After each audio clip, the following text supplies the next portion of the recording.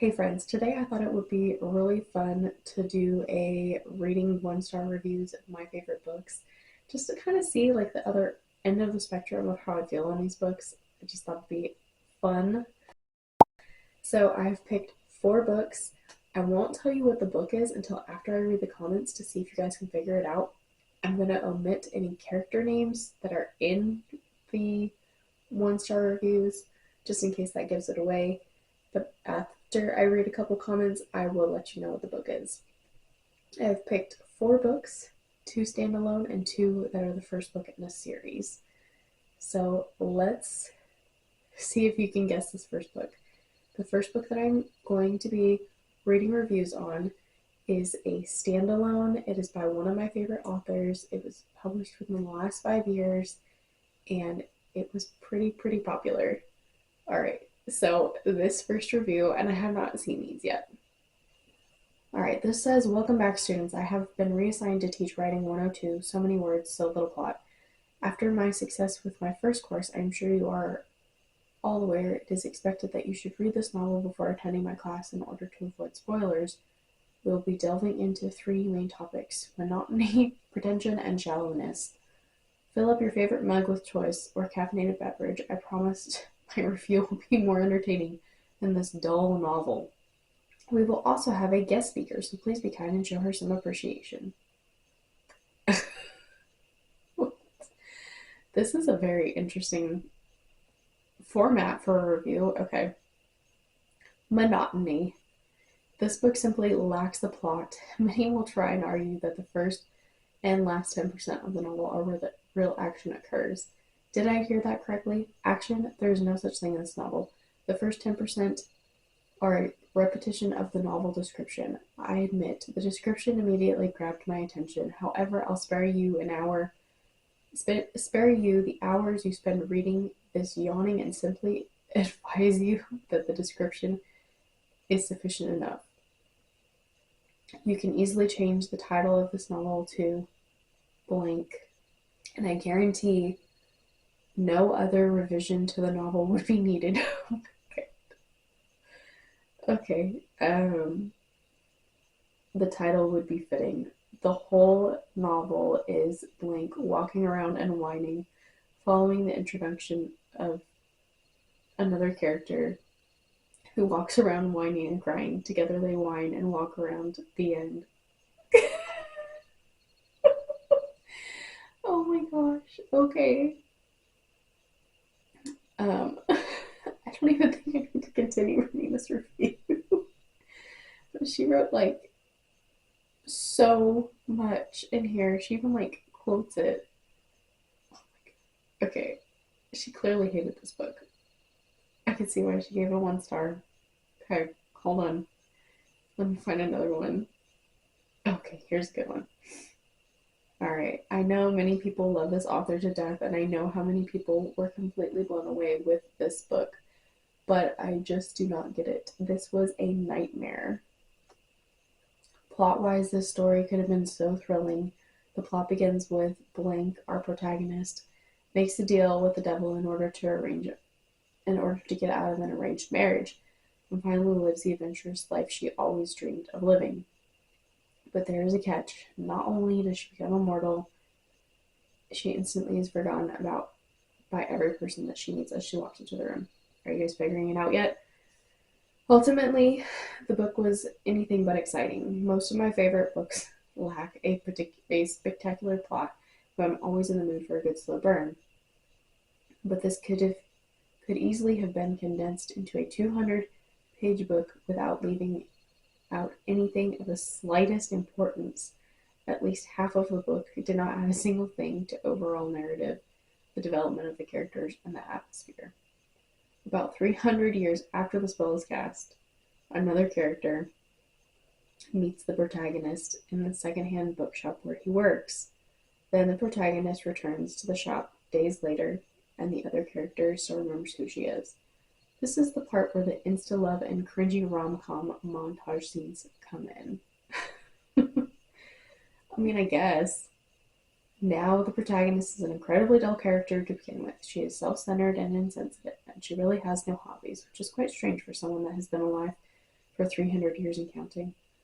I mean, I guess, yeah, she really doesn't have any hobbies. I never really thought of that. I mean, yeah, I think that it's kind of hard to live the kind of life she lives, though. Um, yeah, this person goes on and on, but okay, I mean, I could see it. I can agree. Like, I know that this book is slow and it's not for everybody, but there's something so like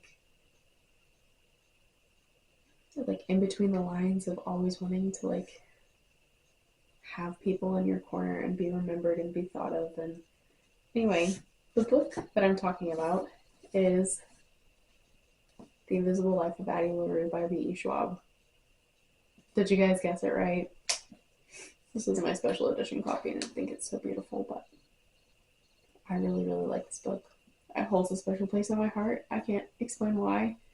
I know it's slow, um, but I love the premise of this book, and I love the in between the lines of, we all just want to feel special to somebody and remembered by somebody, and that she went 300 years without being remembered by anybody except the devil that she made the deal with.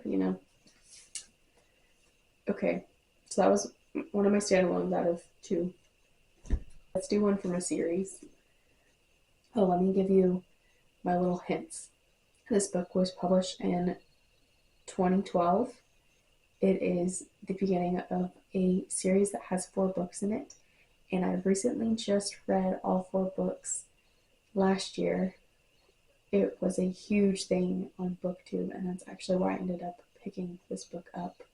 So overall, it is a 3.9, so lower than Addie LaRue, but 3.94 on Goodreads, and only 2% of reviewers marked it as a 1 star. Let's scroll until I find a 1 star, I guess. Okay, good. It's short, sweet, and simple.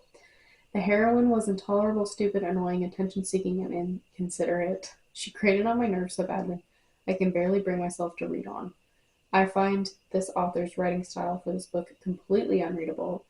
I have a strong suspicion she made a reference guide to using slang during the flapper era and made it her personal goal to use so much speak-easy language as possible in every single spoken sentence. Okay. Okay. So I guess she just really had a problem with the writing style and the era that it was set in. Like, maybe don't read historical fantasy. I don't know. That's kind of was probably her. Not really about the book. Okay. Okay, we're starting off strong with this next review. It's really short too. It says, F this book. I'm tired of books about killing dogs, cats, etc. How would you like your animal being gutted alive? Like I said, F this book and books like it because I'm tired of it all. And don't make no smart blank comments about my review. Okay, so she's not a fan of animal cruelty. Who is? But it was just a small part of the plot of this book. There's more positive reviews than there are negative reviews, which is nice to see. Oh, here's another one. Okay. This one's short too. It says, DNF'd at 40%. I cannot take this main character at all. I couldn't connect with her. I couldn't connect to the writing. I couldn't not visualize her surroundings despite the useless, excessive descriptions. On a positive note, though, the villain was creepy. There was a specific scene in the book that made my hair stand up. It was so disturbing, and I wanted more of that. But things were just moving way too slow, and at times the entire book felt pointless. I know a lot of people loved this, but unfortunately it just wasn't for me. Okay. So she ended up DNFing it. Alright. Have you guys figured out what book this is talking about? Probably not. Those were pretty vague reviews.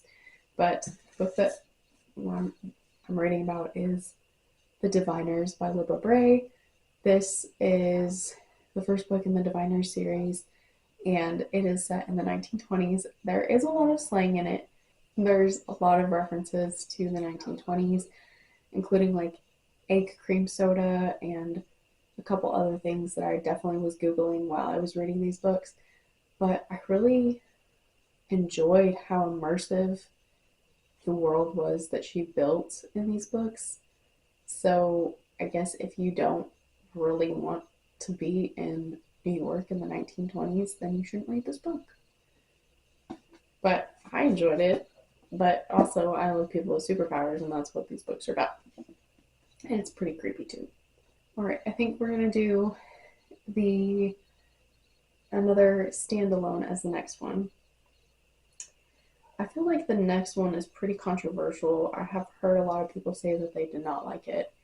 But for me, I like it. I ate it up. All right, your hints on this book are it's a standalone. It was published in 2020, and this also made its rounds on BookTube, but I don't think it was as popular as some of the other books that I've talked about. I don't think it was as popular as Abbi and The Diviners. It is a 3.99 on Goodreads, and only 1% of reviewers have marked it as a 1 star. All right, this is a very short review. It says, "What a shame this could have been such a great novel if the author had a capacity to write about issues of regrets and suicidal thoughts with maturity, complexity, and depth. Instead, we get this young adult-like novel in which the main character behaves and thinks like a 15-year-old, and every other character around her is just a cardboard poster rather than a human being. This is not what I expected from this author, whose previous books I recommended to people who wanted to understand depression. It's like it isn't the same author at all. I can't believe how silly and superficial its treatment of its topics is. Even with the fantastic elements of the premise, this could have been so much better." Dang, okay, well, I don't think I've ever read another author.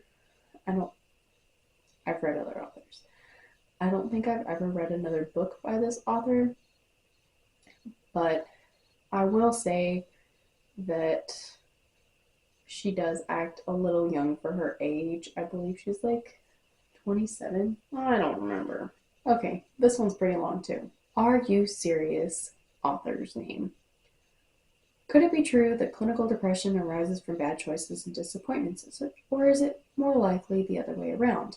Or is it the case that depression is a consequence of environment, one's less than sane immediate family perhaps, or possibly genetics, and historical aberration passed down from family far distant in space and time? Is the world an objectively depressing place, or made so by our attitude towards it? The philosopher Schopenhauer thought depression was a heroic human condition and promoted it by writing about it. Freud thought it was an illness and tried to cure it by talking about it. This author thinks depression has something to do with regrets. That is, thoughts about what might have been if we had done things differently. In his view, regrets occur between an alternate history we fabricate for ourselves, in which disappointment with one's lot is reduced or eliminated because life would be more fulfilling, successful, happy than the other one actually has. Depression, in other words, is a literary phenomenon and a result of what-if stories. Imaginative, articulate people, therefore, would be particularly susceptible to the condition. There is, in fact, substantial antecedent evidence that this might be so. See example of links another review. He goes on to berate the author, but the review definitely gave away the plot. I'm talking about The Midnight Library, and I think that reviewer kind of missed the point of this book. The Midnight Library is about a woman that kills herself, and she ends up in this sort of limbo, and her limbo is the Midnight Library, where she has an opportunity to pick up a book and go back and live her life differently based on the book that she picks up. So say in the life that she did live, she didn't get with her boyfriend in high school or whatever it is. She decides to go back and make the opposite choice. She can see how that life plays out and live that life, and if she is truly happy in that life, then she can stay in it. And she discovers that she's not happy in any of the lives that she ends up living because Life was exactly how it was supposed to come out. There's no such thing as a perfect life. I think that person that was reviewing it missed that point. There's no such thing as a perfect life. Things you're gonna have regrets about things in life, and that's okay. That's normal. That's part of living. So anyway, I really like this book. I think that it touches some very interesting topics, and it is a unique way of showing us that everybody has regrets, and even if we were to go back in time and change them, it wouldn't always work out the way we thought it would. That's it. That's what this whole book is about. So I don't know why that guy was so butthurt about Matt Haig saying depression is just because of regret. Clearly, the character had other things going on in her life other than just regrets. Otherwise, she wouldn't have killed herself. Anyway, I digress. Hints for this book. This is a first book in a series. There was recently a new publication that just came out to add to this series, but this is the first book in the original trilogy, and then there are 2 prequels. This book is a book that got me back into reading in college. There is a movie series based off of it. Okay, those are your hints. I think I probably gave it away.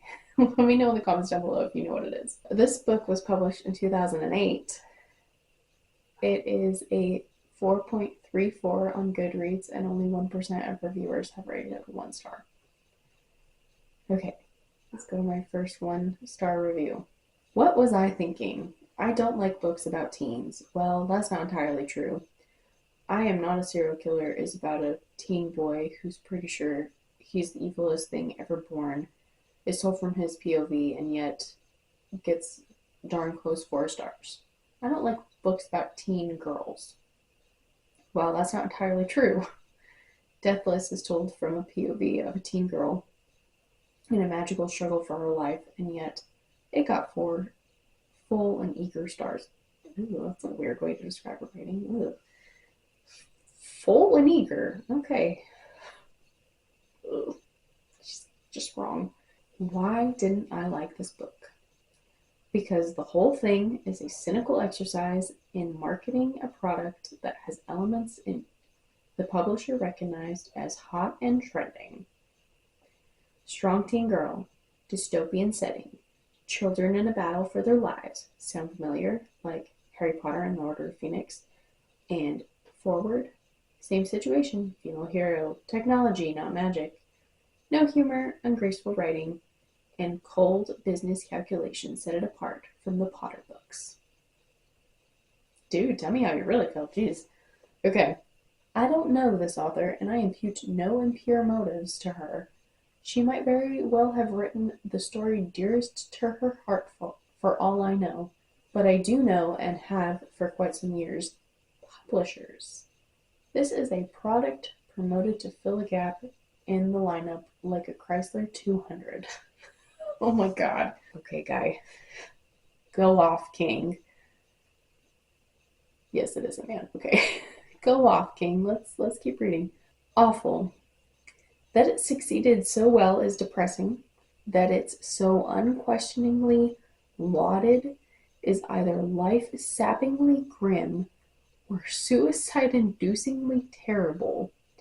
In a country where free speech is ever under attack, hence the First Amendment and law supporting it, we waste our collective breath lauding a second-rate industrial product of foolish, simplistic, ramshackle pastiche of better books that, in a better world, would merit only silence and oblivion. Shame, shame, and more shame on me for adding to the chorus, if in a minor key. Dude, what? But there's an update too. Hold on. Alright, this says update. Now I've seen the movie. Yes, watched the movie of the book I didn't like, and it made less sense than the book. But it was really pretty to look at.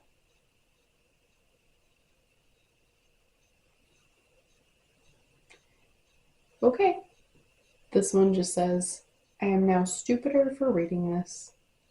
1 star. A lot of these are super positive reviews, so it's hard to find the 1 stars in here.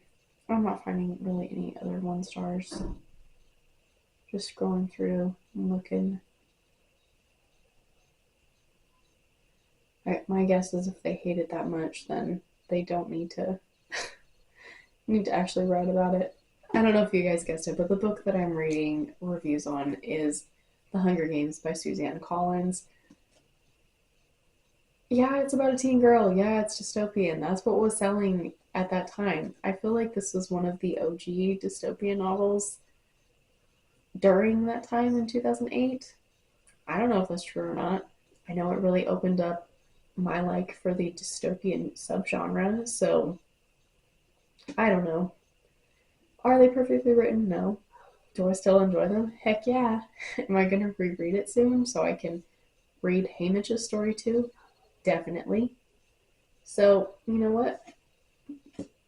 I'm still not gonna change my mind, dude. It's still a good book. Still a good book. Do you agree with my reading taste, or do you agree with the 1 stars for some of these books? Are you just kind of in the middle? Because I gave all of these books 5 stars.